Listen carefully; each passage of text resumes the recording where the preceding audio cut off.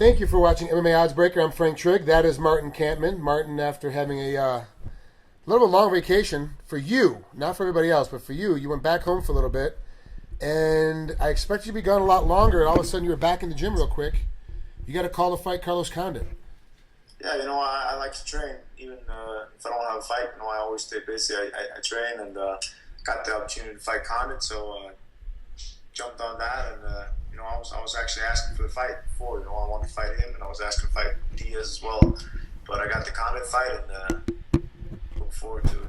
Is this the first time you actually said this is a fight I want, and they gave it to you, or has the UFC done that for you in the past? I've asked for fights before and gotten it. Which other fights did you get besides this one? After I asked for Diego, I asked for that fight, got that one. Whooped his ass, but the judges messed it up. Well, and I agree too. I go back and I look at it, and I am a little bit biased, but I think you won that fight against Diego too.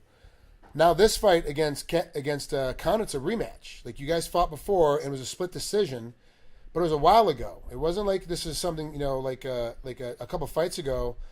We're going back a couple of years, right? We're going back to, as I'm looking at your record, we're going back to April 1st of 2009.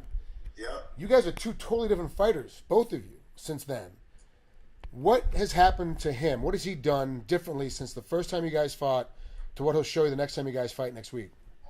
Still, we're both the same guys. We're both of us improved. I got my skill set better. He's got his skill set better. But there's still similarities to the way we fight compared to back then. But I've improved a lot on my game. I feel I've improved everywhere. But obviously, Carlos improved a lot as well. But I still feel very confident that I can beat him where the fight's going to take place. I feel confident in the stand-up. I feel confident wrestling with him. I feel confident in the ground with him as well. So where the fight takes place, I'm confident I'll get the win.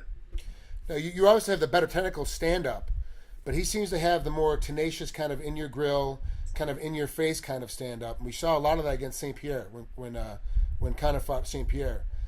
Your style is a lot more technical, a lot more crafty, and you set a lot of traps catching guys off guard. What's the game to beat his length? Is it going to be one of those traditional just step inside and get inside that long reach of his, or are you going to have to set a lot more traps on the outside and bait him into you? I got to mix it up, I don't want to set away my whole game plan, but of course, he's got a better reach than me, so I got to find a way to come in and catch him. I can't just I can't be fighting him in his distance. Then he'll be able to hit me, and I can't hit him. That's not a fun night. So I got to close the distance and catch him. I got to make him miss and punish him when he tries something. But I feel confident. I feel good. I feel I have a great game plan. I feel more than ready for this fight.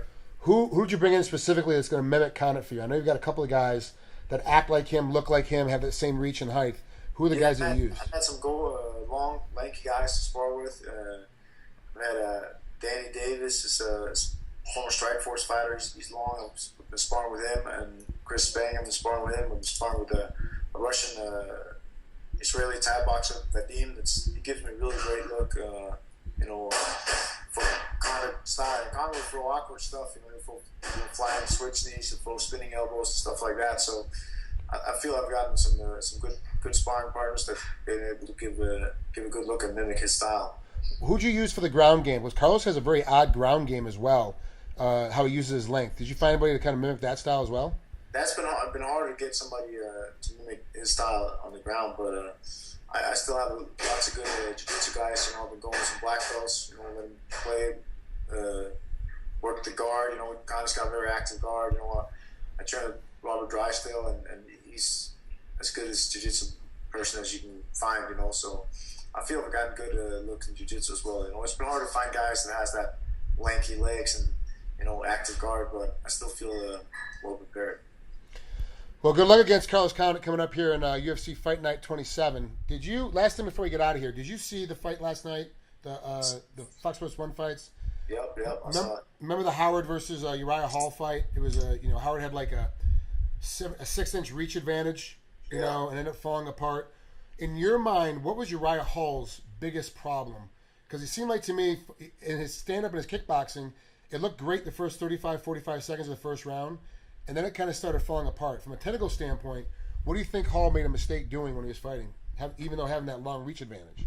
Well, you got to respect a guy like Howard because he throws some big loopy hooks and there's a lot of power in him. But I think when you have a reach advantage like Hall did, he should use his jab a lot more.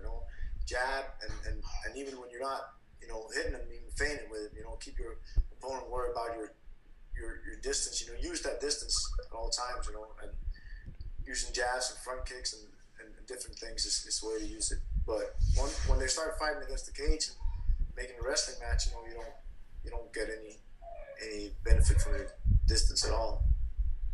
Well, there you have it, ladies and gentlemen. That's Martin Kampmann. He's fighting Carlos Condit. Coming up on August 28th, UFC Fight Night 27. Good luck, Martin. We'll talk to you soon, bud. Thanks, Frank. Appreciate it. Say hi to the kids for me.